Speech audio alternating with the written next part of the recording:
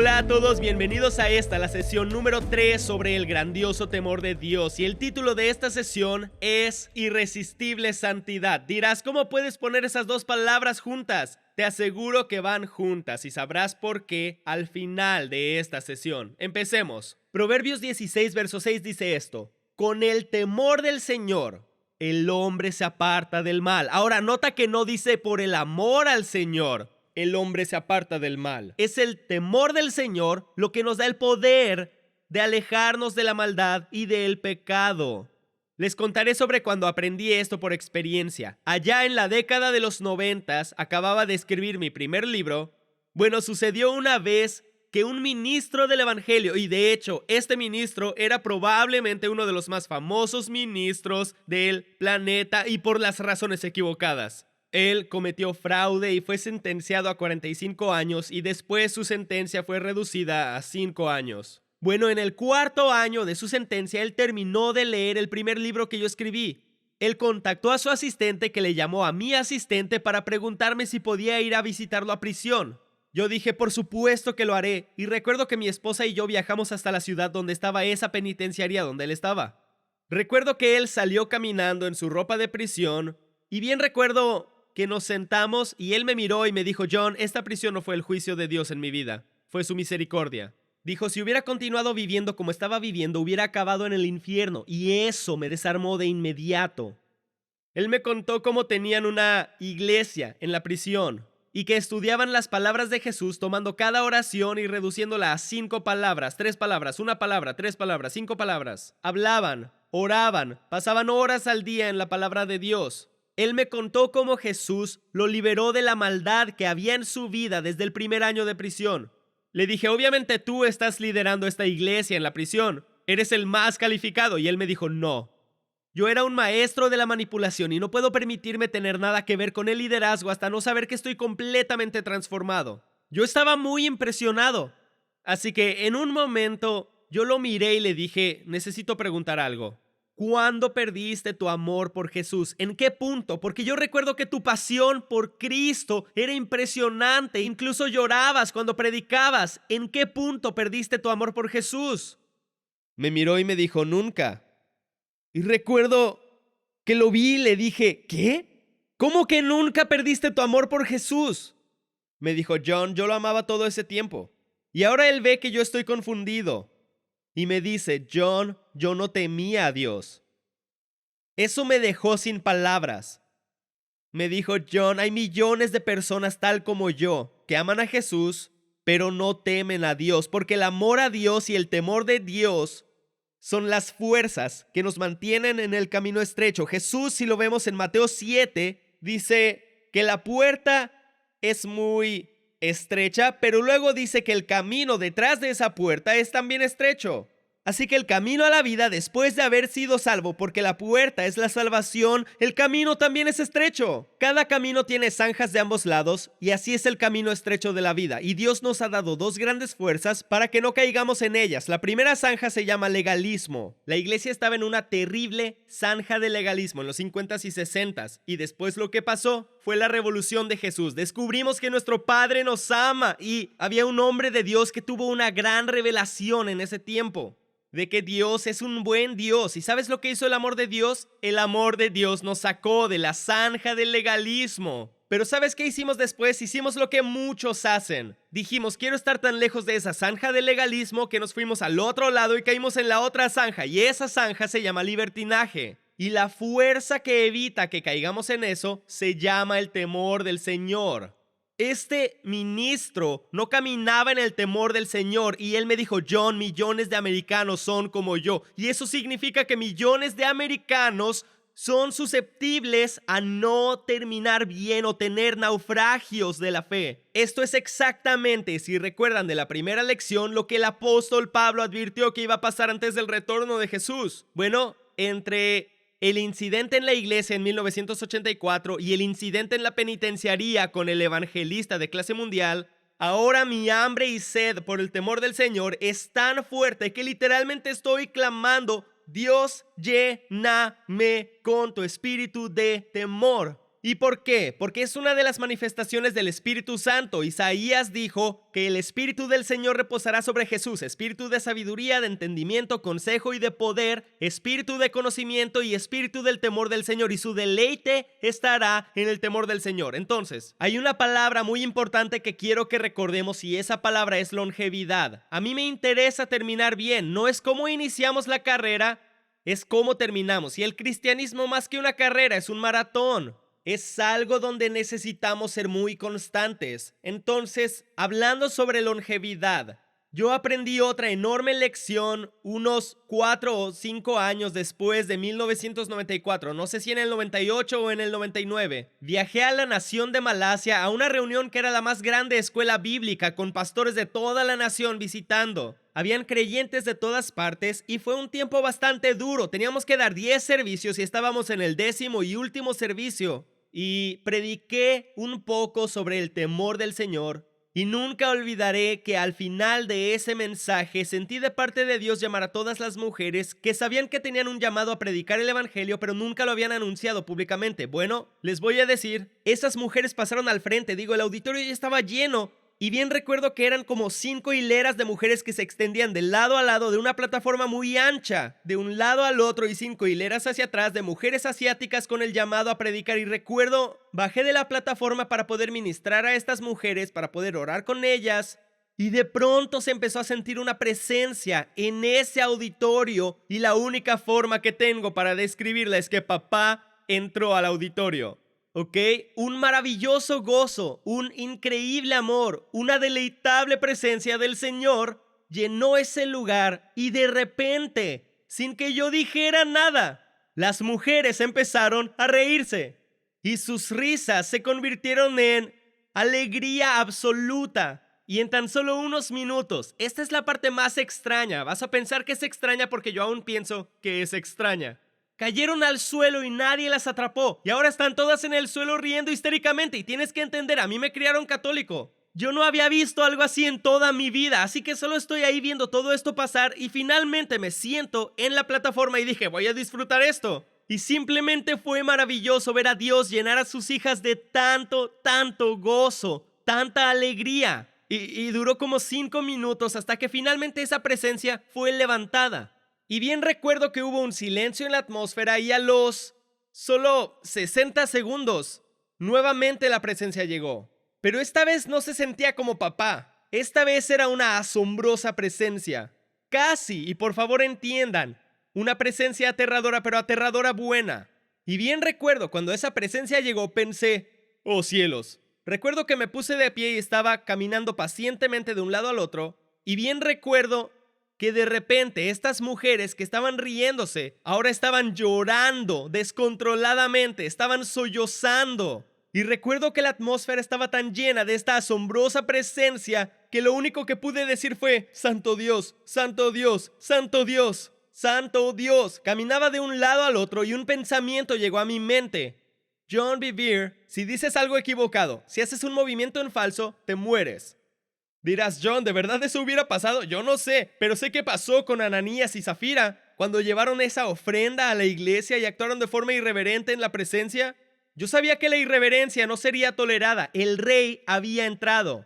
Recuerdo que yo caminé de un lado al otro y de repente, inesperadamente, de mi boca salieron estas palabras. Este es el espíritu del temor al Señor. Y ahí fue cuando, por primera vez en mi vida, me di cuenta que el espíritu del temor del Señor es una de las manifestaciones del Santo Espíritu de Dios, así como en Isaías 11 dice, que les compartí hace rato. Y bien recuerdo, caminando de un lado al otro, descubrí que hay una diferencia entre mi corazón y mi cabeza, porque en mi cabeza decía, Dios, no puedo con esto, y mi corazón decía, Señor, no te vayas, no te vayas. Recuerda que la palabra de Dios penetra entre el alma y el espíritu. Yo estaba ahí y el temor de Dios era tan grande en ese auditorio. Y bien recuerdo, duró unos 3 o 4 minutos y después se disipó.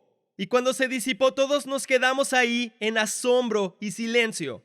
Y bien recuerdo preguntar cuidadosamente, Señor, ¿qué hago? Él me dijo, acabé contigo. Dije, ok, y volteé a donde estaba el líder. Él subió y silenciosamente concluyó el servicio. Fue sabio. Él entendió, dijo, no vamos a terminar esto con una canción. Hay una sobria sobria y maravillosa atmósfera en este lugar. Recuerdo que cuando salí había una pareja de India, la nación de India. Eran estudiantes en la escuela bíblica y estaban completamente impactados por la presencia.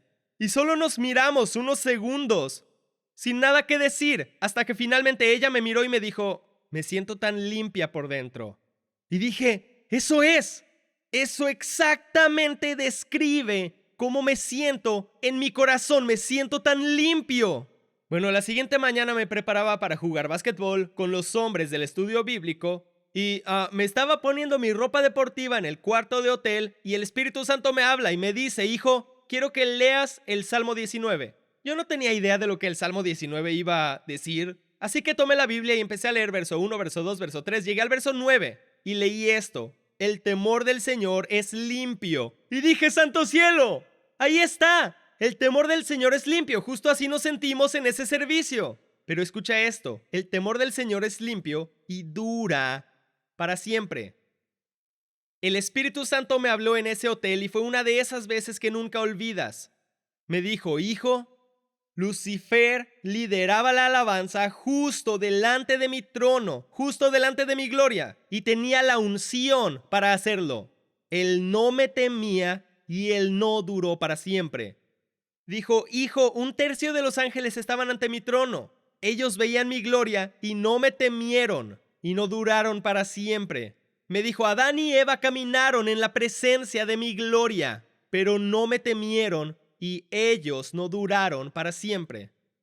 Me dijo, cada ser creado que rodee mi trono durante la eternidad habrá sido probado en el santo temor del Señor. Entonces empecé a pensar en todos los pastores que empezaron sus ministerios tan emocionados. Recordé al famoso evangelista en prisión. Empezó tan emocionado, apasionado, lloraba.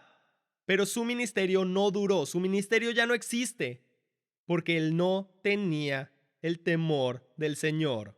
Así que ahora volteamos nuestra atención a la santidad, porque la santidad es muy malentendida. Muchas personas piensan que es legalista. La santidad significa ser completamente de Dios. Eso significa, santidad es estar apartado para Él. Segunda los Corintios 7, verso 1 dice, así que, y esto es directo del Nuevo Testamento, así que limpiémonos. Escucha eso. Limpiémonos de toda impureza de cuerpo y espíritu, perfeccionando la santidad en el temor de Dios. Nota que no dice perfeccionándola en el amor de Dios. Nuevamente, Filipenses 2:12 dice, ocúpense en su salvación con temor y temblor, no amor y cariño. Maduramos nuestra salvación con el temor del Señor. En otras palabras, nos volvemos más suyos, nos volvemos más como Jesús. ¿A través de qué? El santo temor. C.S. Lewis escribió, que poco saben aquellos que piensan que la santidad es aburrida. Cuando uno descubre lo que es en realidad, es algo irresistible. Ahora, la santidad no es una finalidad en sí misma, sino que es un pasaje, es una puerta a algo que todos deseamos, y es una profunda intimidad con Dios. Hebreos capítulo 12, verso 14 dice esto, procuren la santidad, sin la cual nadie verá al Señor. ¡Wow! ¡Qué afirmación! Ahora quiero que hablemos de la palabra procuren. La palabra en el griego original para procuren se define como esto: hacer algo con un intenso esfuerzo y con un definitivo propósito o meta. ¡Wow! Nada de andarse por las ramas con esto. Estás encaminado a algo con un intenso propósito de conseguirlo, como un cazador siguiéndole la pista a un alce. Él va a encontrar ese alce y nada lo va a detener. Es literalmente lo que esa palabra significa, pero la pregunta que hay que hacer es si está hablando de santidad de posición o de comportamiento. Dirás, ¿hay una diferencia? Sí, y por esto la gente realmente no entiende la santidad porque mezclan todos los tipos de santidad en una sola. No. Hay dos diferentes tipos, hay santidad de comportamiento y santidad de posición. Voy a explicarlo a través de nuestro matrimonio. Lisa y yo nos casamos hace 40 años. Ok, en el día que nos casamos, Lisa se volvió mi esposa. Ella no es más esposa mía hoy, 40 años después de casarnos, en cuestión de posición, de lo que era hace 40 años, y no será más esposa mía dentro de 40 años de lo que es el día de hoy. Ella es mi esposa. Así es la santidad posicional, ¿ok? Leemos en Efesios capítulo 1, verso 4. Dios nos escogió en Él antes de la creación del mundo para que vivamos en santidad y sin mancha delante de Él en amor. Dios posicionalmente nos ha declarado santos por lo que su Hijo Jesucristo hizo. Eso es posicional. Tú nunca, nunca, nunca podrás ser más santo de lo que Jesús te ha hecho. Sin embargo, una vez que Lisa y yo nos casamos, su comportamiento se tuvo que alinear a su posición. Antes de casarnos, ella podía buscar citas o los chicos le pedían su número, le invitaban a salir. Después de casarnos, ya no anda coqueteando, ya no anda dando su número, ya no anda buscando citas porque ahora tiene un comportamiento que se alinea con su posición. Escucha lo que el apóstol Pedro dijo en 1 de Pedro 1:15. Como aquel que los ha llamado es santo, también sean santos ustedes en todo aspecto de su manera de vivir. Ahora está hablando de santidad de comportamiento que se alinea con nuestra posición. Así que ahora hay que volver a procuren la santidad sin la cual nadie verá al Señor. ¿Está hablando de santidad de posición o de comportamiento? Bueno, obviamente está hablando de comportamiento. Ahora, la consecuencia de no procurar la santidad es no ver al Señor. ¿Y eso significa que no lo veremos en el cielo? No, yo quiero que hablemos de esta tierra. Y podemos entenderlo de esta forma.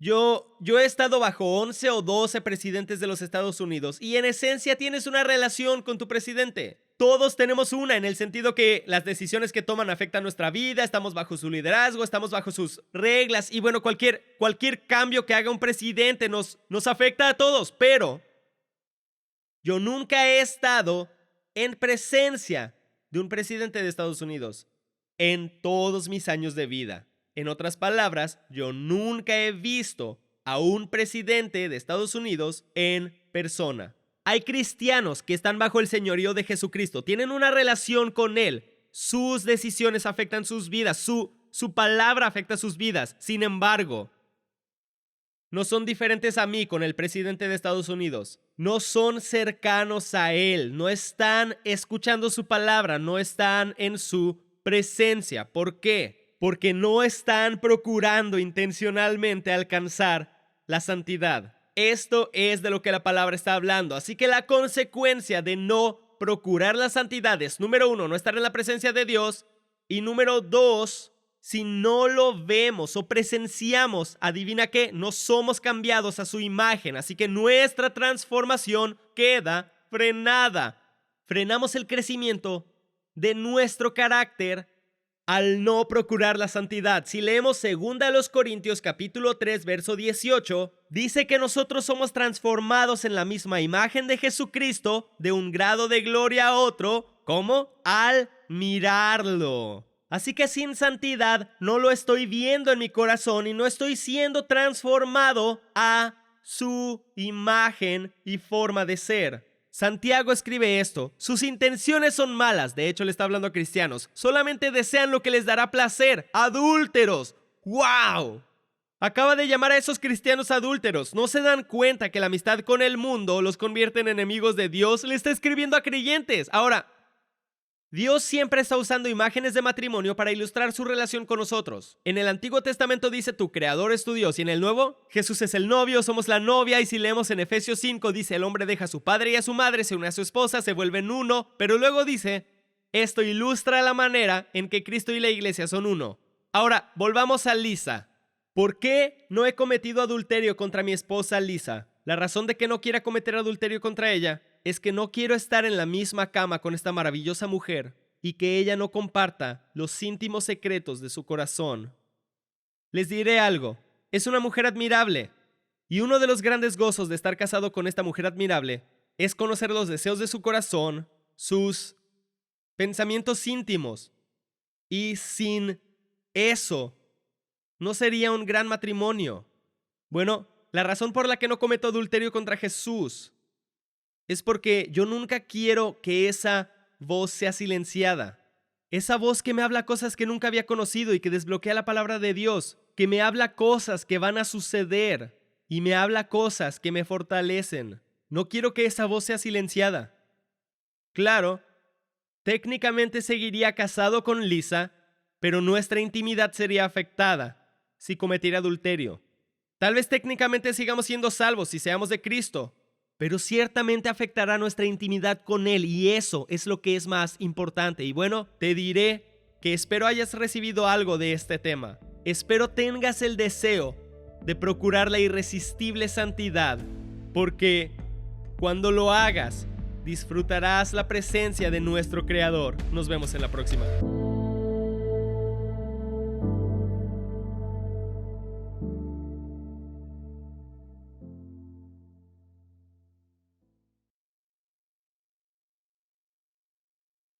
Presentando Messenger X, una nueva plataforma de descargas y streaming de video. Es la librería digital completa con recursos de discipulado de John y Lisa Bevere, incluyendo videoenseñanzas, audiolibros, ebooks, cortometrajes, biblias y más. Esta nueva plataforma puede ser usada en todos tus dispositivos y es completamente gratis en más de 111 lenguajes. Discipulado para todos en todo lugar. Descarga la app o ve a messengerx.com.